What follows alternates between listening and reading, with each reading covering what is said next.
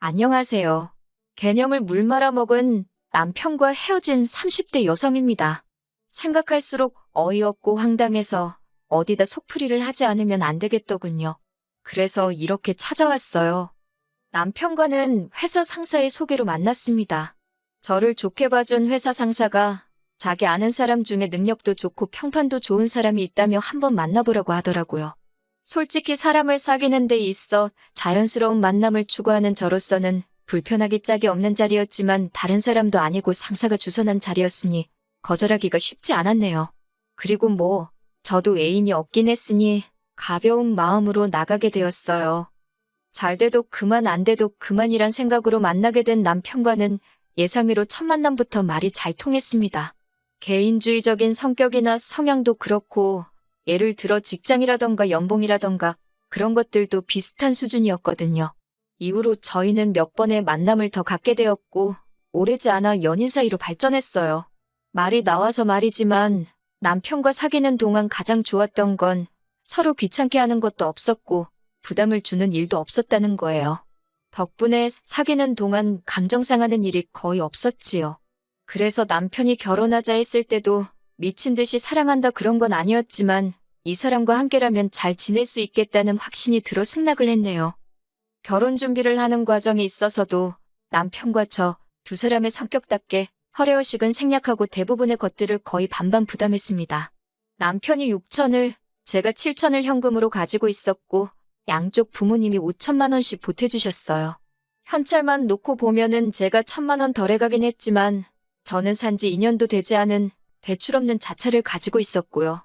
그리고 생활비의 경우 각자 얼마씩 부담해서 공동생활비를 마련하되 남은 건 서로 관여하지 않기로 했네요. 상황이 이렇다 보니 솔직히 시집살이가 있을 거라고는 상상치 못했습니다. 하지만 제 예상과는 달리 결혼식을 올리고 얼마 되지 않았을 무렵부터 어머님과 생각지도 못한 갈등을 겪게 되었어요. 사건의 시작은 제 직장이 재택근무 체제를 도입하면서였지요. 회사 내부 사정으로 저는 일주일 중 단 하루를 제외한 대부분의 시간을 집에서 일하게 되었습니다. 그리고 이 소식은 순식간에 어머님의 귀에도 들어갔더라고요. 문제는 어머님이 이 상황을 제가 일주일에 하루만 일하면 된다는 식으로 받아들이셨다는 거예요.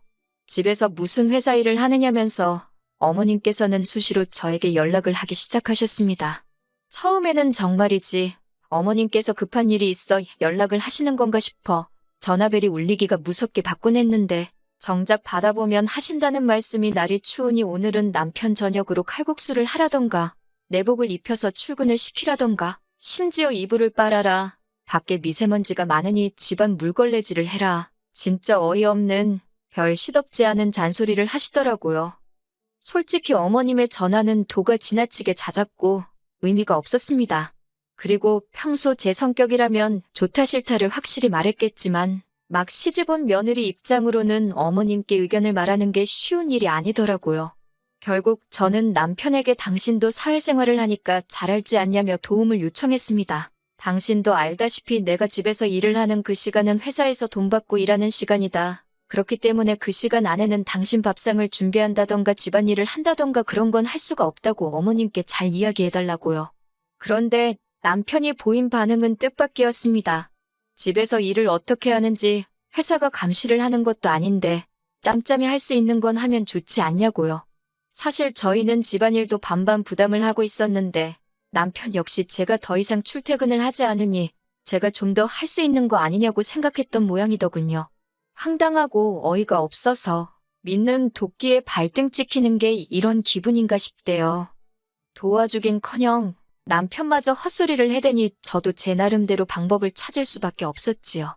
그래서 회사 일을 하는 동안에는 어머님께 걸려오는 전화는 그냥 무시해버렸습니다. 문자도 읽기만 하고 답장은 하지 않았어요.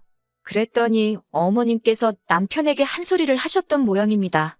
하루는 남편이 왜 어머님 연락을 안 받느냐고 길길이 날뛰길래 어차피 중요한 일이면 아들인 당신한테 하시면 되는 거 아니냐고 저도 지지 않고 따지고 들었어요.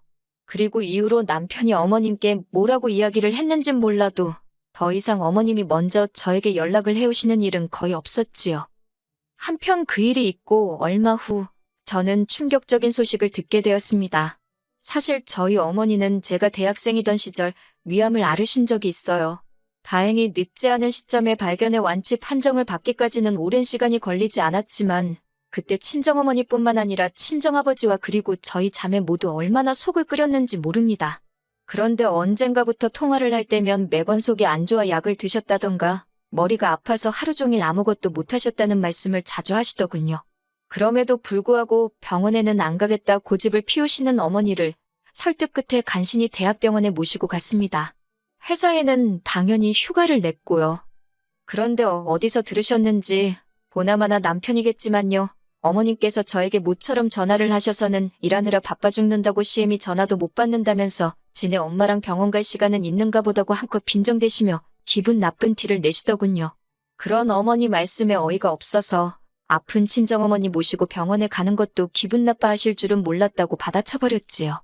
그랬더니 니네 엄마는 네가 효녀라 좋기도 하겠다며 어찌나 비아냥거리시던지 남편에게 도대체 어머님이 왜 저러시는지 모르겠다 하니까 한다는 소리가 신우는 어머님께 살갑지가 않은데 저는 친정어머니한테 살가우니 부러워서 그러는 거라며 저더러 친정어머니께 하듯이 어머님께도 살갑게 해달라나요. 아무튼 그렇게 친정어머니와 찾은 병원에선 충격적인 이야기를 듣게 되었습니다. 완치된 줄 알았던 암이 10여 년 만에 전이가 돼서 나타났다대요. 손발이 덜덜 떨리고 가슴이 벌렁거렸지만 최대한 이성을 붙들었어요. 곧이어 일단 가장 빠른 날짜로 수술을 잡으면서 병원의 입원 절차도 밟았고요. 그리고 불행 중 다행이라고 해야 할지 그나마 저는 바쁜 회사 일로 매년 다 쓰지 못하고 모아둔 휴가도 많이 있었고 그리고 회사 내에 간호휴직 제도도 있었습니다. 저는 회사에 바로 상황을 알려 이 모든 휴가를 쓰기로 일단 이야기를 해두곤 입원한 친정어머니를 간호하는데 온 신경을 쏟기 시작했네요. 그런데 어머님께선 이 상황을 굉장히 못마땅하게 여기시더군요.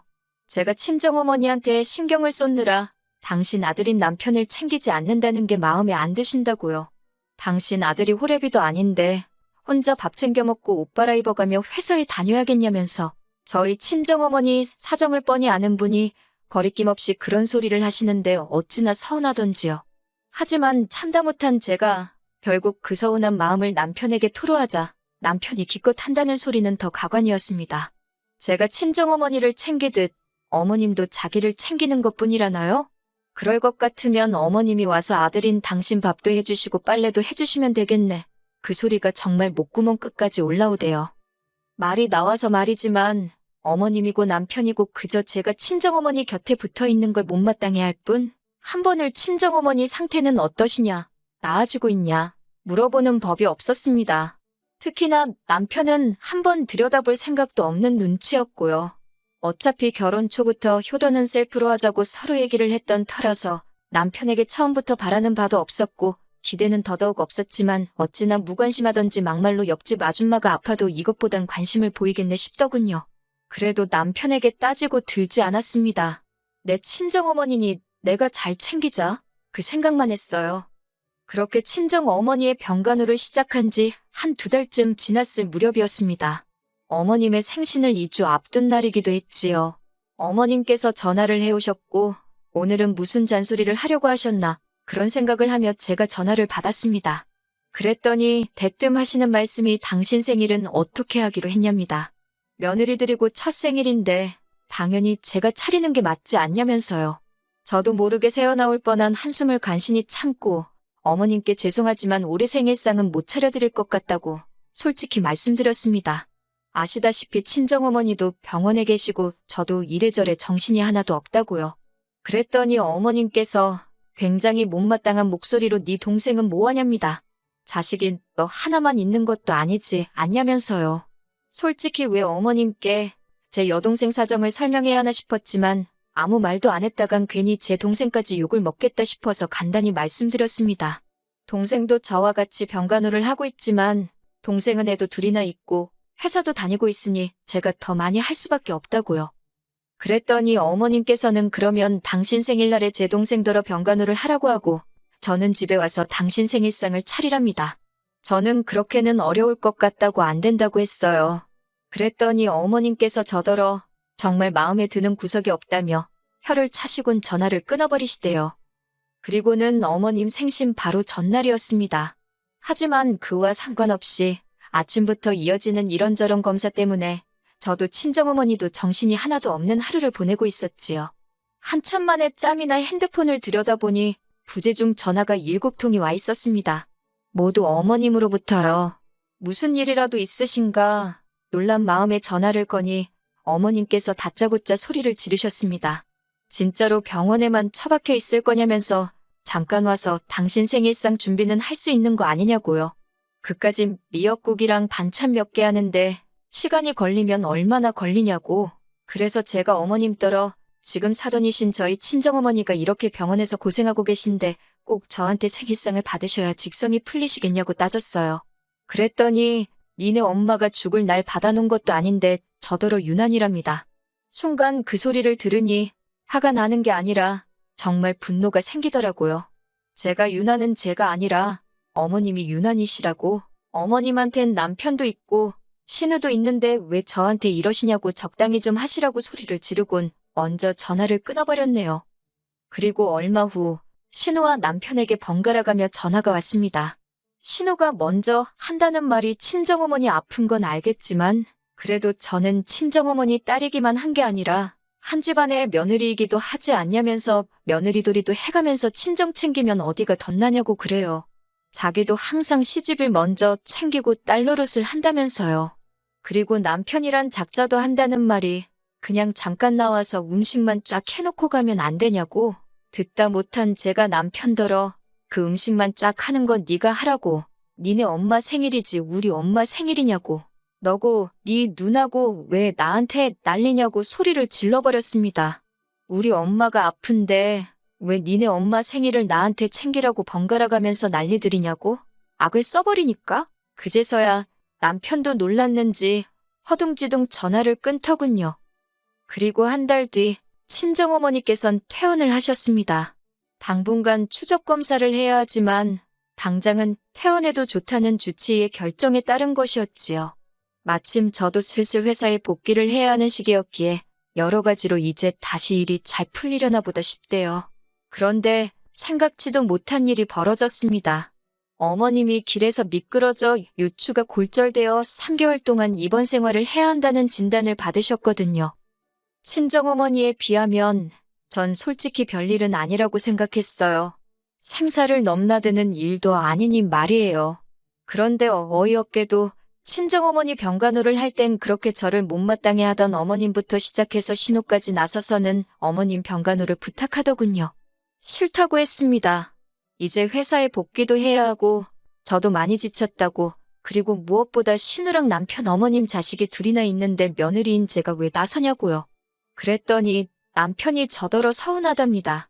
제가 친정어머니 병간호하는 동안 자기가 싫은 내색 하나도 안 했다면서 그만큼 자기는 저를 배려해줬는데 왜 저는 자기를 배려해주지 않냐고요. 저 친정어머니 병간호하면서도 제가 하기로 한 집안일은 다 했어요. 아니 행여나 트집 잡힐까 싶어서 더 했습니다. 그런데 이제 와서 말이라도 한번 장모님한테 뭐 필요한 건 없냐, 내가 해드릴 건 없냐 묻지도 않던 인간이 저를 배려해줬다니 뚫린 입이라고 지 마음대로 떠들어대는 꼴이 우습더군요. 그래서 가서 어머님 병간호 해드리라고 나도 싫은 내색 안 하고 너를 배려해주겠다 했습니다. 그러면서 당신이 하기로 한 집안일은 잊지 말고 하라고 덧붙였고요. 그러자 남편이랑 신우가 입원해 계신 어머님 두고 너무한다길래 아무렴 병간호하는 며느리한테 생일상 못 받아서 난리치신 어머님만 하겠냐고 받아쳤네요. 그랬더니 남편이 기껏 생각해내서 한다는 소리가 어머님 병간호 안 할 거면 이혼하자입니다. 친정밖에 모르는 저 같은 여자는 필요 없다고요. 어이가 없어서 아이고 고맙습니다 하고는 이혼하기로 했고 속전속결로 이혼해버렸어요. 같이 산 시간도 1년도 안 되지. 애도 없지. 기다리는 시간이 더디고 갑갑했을 뿐 이혼 자체는 일도 아니더군요. 친정어머니는 당신이 아파서 제가 이혼을 하게 된 건 아니냐며 미안하다고 눈물을 보이셨어요. 하지만 저는 오히려 그 덕에 된장인지 똥인지 분간할 수 있었다고 그런 말씀 하지 마시라 했습니다. 비록 제 인생에 이혼녀라는 딱지가 붙게 된 건 억울하기도 하고 짜증도 나지만 그래도 후회는 없네요.